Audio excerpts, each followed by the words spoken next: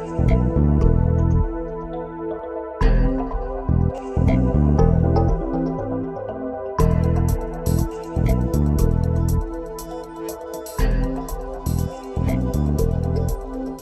I'm Nyesha McCauley, and you're watching AccessTV.org. Candid Conversations with Darrell Fitzgerald is a show where you will learn something new. It's a show for the courageous that wants to be engaged. A show where we discuss any issue that affects the lives of people. And a show where we take inventory of our live decisions. Welcome to Candid Conversations with Darrell Fitzgerald.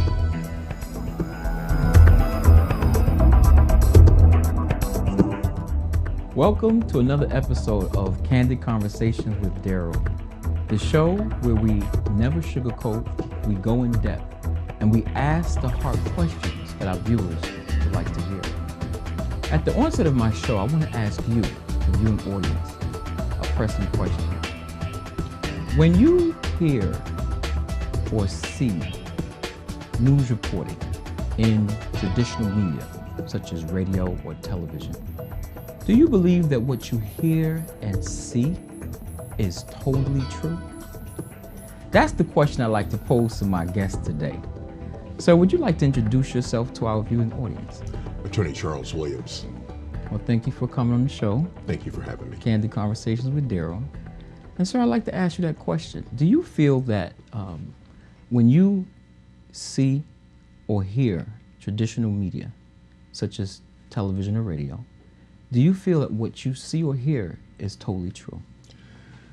Well, not totally true. I mean, it's a matter of doing your homework too. I guess depending upon the information that's being conveyed, in many instances, you may do some additional studying, or you may do some additional digging to find out.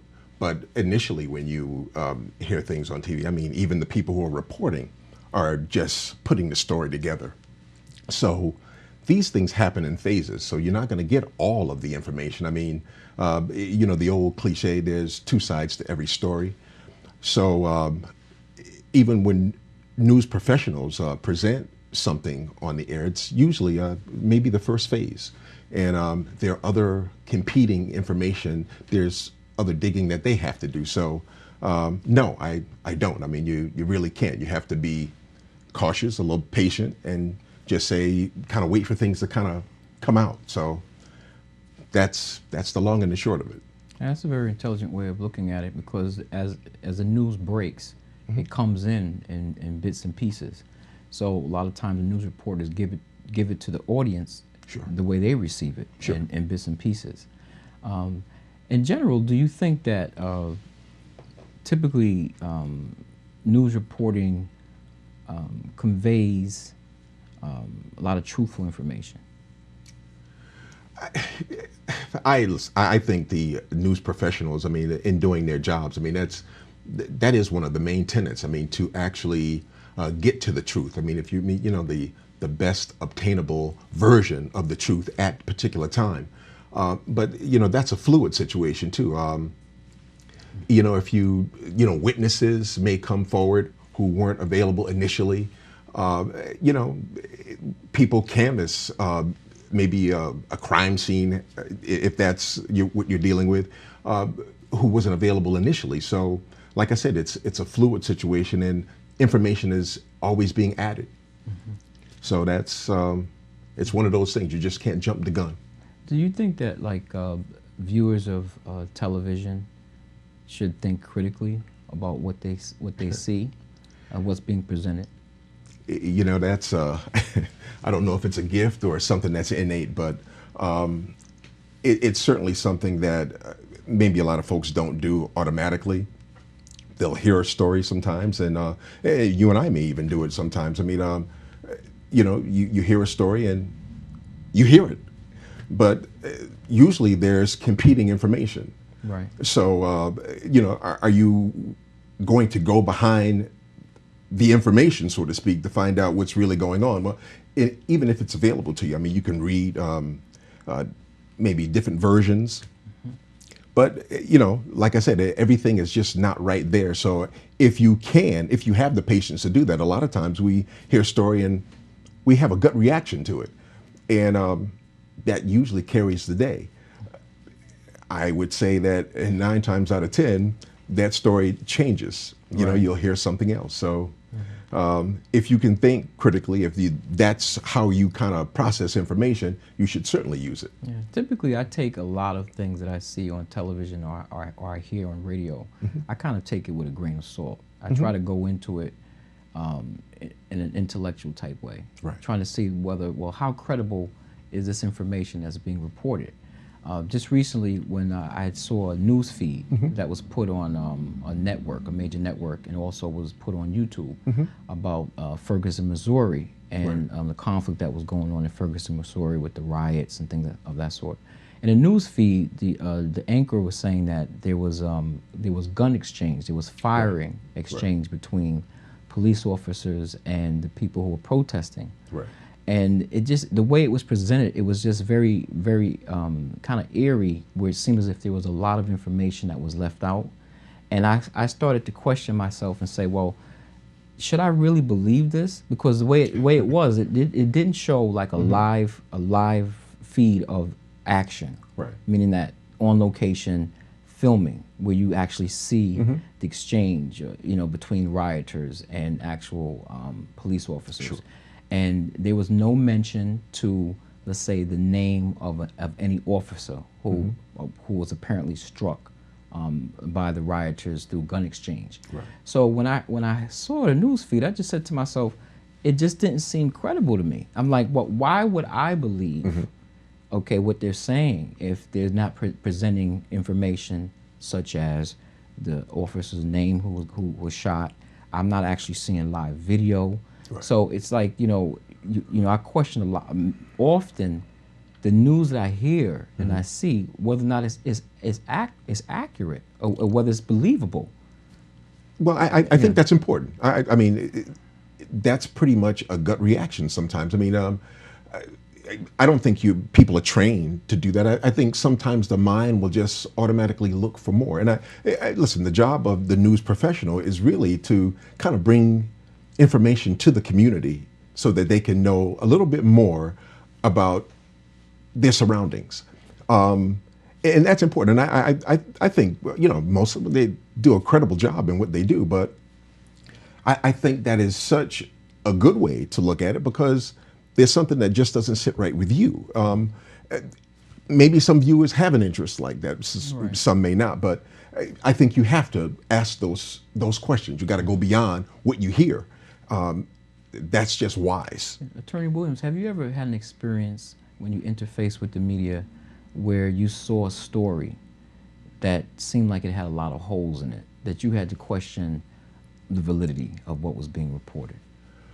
You ever any occurrences come to your mind of any recent current events, or where you had to say, well, really question it? You know, I think I probably do that more than most people do. I question everything, but you know, I don't know if that gives me a leg up or not, but I do ask questions, because sometimes in my mind it just seems like there is something missing. So you have to ask another question. I mean, for instance, if you go, and I'm going way back, news that you hear. For instance, after the assassination of President Kennedy and when Johnson succeeded him, President Johnson actually felt as if he really wasn't getting the right scoop from the administration when he was a vice president. So he called Robert McNamara, to go to Vietnam. We were involved in the Vietnam War at the time, to go to Vietnam. He went there. He spoke with the generals. He went on, toured the battle zones. And when he was leaving, it was 3 days or so, but when he was leaving, he had a press conference at the airport before he's leaving to Vietnam. And he was very upbeat, very encouraging, that the Vietnamese were getting more involved and carrying on the war themselves. The casualties of the Viet Cong were going up. Well, the bottom line is that he flies back to Andrews Air Force Base, gives basically another press conference, pretty much the same thing. He then flies by helicopter over to the White House, gets off, goes to talk to the president, but you never hear the story about what that conversation was about or what he discussed. Well, 8 years later, you fast forward 8 years later, Right. the Washington Post and the New York Times come upon some information which later becomes the Pentagon Papers, which repudiated everything that he said in those press conferences about what was going on. Things were falling apart. But, he made these statements, and most folks listening to that probably took him for his word.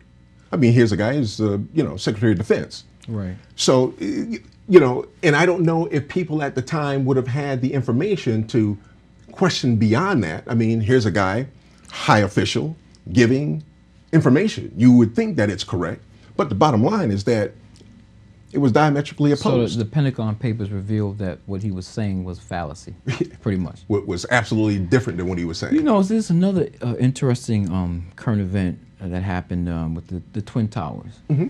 I always question what happened with one of the planes that they said flew over the Pentagon. Mm-hmm. Because that plane ended up in pieces. Like, they actually found it in pieces. Right. And I saw some documentary about it, and it would lend to that plane was actually blown out the air. They say that it fell out the air, it crashed to the ground, but the way there always was a question in my mind mm-hmm. whether or not that plane actually was blown out the air by military. You're talking about the one that went down in Pennsylvania, right? That right. was supposed to be headed. Okay. Right.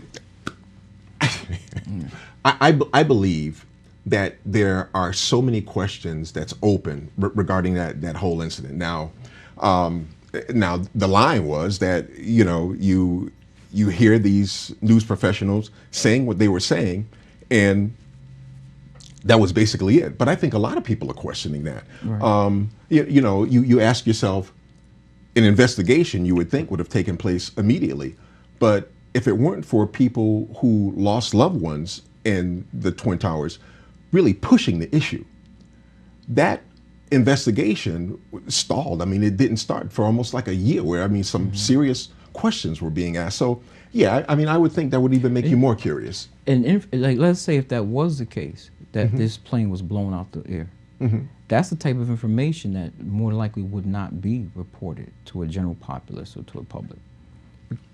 I think sometimes the media, the information is controlled so as not to have a public reaction. They don't want the public to respond right. negatively. Mm-hmm. So, even during this Ferguson riots, information is very sketchy. Right. Why we didn't see a lot of live feeds mm-hmm. of exchanges going on? Because it probably would incite the general populace in some way, because we are reactionary. Well, that's one perspective. People sometimes will not think about things, mm-hmm. will not think critically about an issue, sure. will not do the research themselves or dig sure. deeper to find out the truth. So I think that there's a lot in the media is controlled. And I wanted to ask you, do you feel that radio and television reporting is selective, subjective, and slanted at times? Yeah, the old theory of putting your best foot forward. When you're telling a story, a lot of times, even if you're telling a story about yourself, you don't lead with the negative aspect of it. You probably lead with the best aspect of it. Right. So yeah, I believe that we have a natural tendency to do that. And look at the media itself. In 1983, there was approximately 50 dominant media companies. 30 plus years later, it's 5. So you have 5. So the information is getting more concentrated. And who owns some of these companies? Well, some of the GE, you have Viacom, you have Disney. These are powerful corporations. So do I think things are slanted? I think you have to do your homework, because in many instances you'll hear something, but I guarantee you that there's probably another question that may not be asked or may not be coming forth. But listen, a lot of times it's important not only to look at what you're hearing, but a lot of times what you don't hear, what you don't see. So, Exactly. When you were saying earlier that, sometimes things will be reported or won't be reported because they think that there may be a reaction. Well, what happens to people who don't hear certain things? They're allowed to speculate. And sometimes that can be even worse. So I think it's important to get the correct information, but sometimes I think you got to do the homework and push that issue. Right. And that's important. Lastly, I'd just like to ask you, because we are running out of time, do you think that traditional media, such as television and radio, which is the most popular media, has the ability to shape public opinion? Without question. If you look at presidential elections or just any political election, the price is going up. The price is going up probably as a function of the ability to attract people to look at it, and not only that, to influence their opinions. When you look at the commercials, the cost of commercials during the Super Bowl, sky high, going higher, only because this technology, which is phenomenal, can reach a lot of people at once. And not only that, it can get into your thought processes. And I think that's important. And the people behind this are what I call influence professionals. They know what they're doing. Billions of dollars are spent because these folks know what they're doing. I mean, we want you to buy sometimes, not only because you see an item and you think you may want it or you may have a need. No, even if you don't, sometimes you buy it. Yeah, it looks good on me or something. So it's a tough thing to navigate. It really is. But they do influence more than we know. They can influence our buying patterns Without question. through subjective or subtle psychological influence. Absolutely. Probably, yeah. For instance, they know for a fact that listening to music, right, that people have a tendency not only to stay in the stores longer, but they also buy more. Right. By listening to the music. People have less typing errors when the music is being piped into the cubicle. So these are things in big data. They collect all this information so they can make a better decision about you and me. Right. That's what they do. Right. Well, Attorney Williams, I do appreciate your insights about traditional media and being a guest on Candid Conversations. And thank you very much for inviting me. Thanks for coming on the show. It. Have a good evening.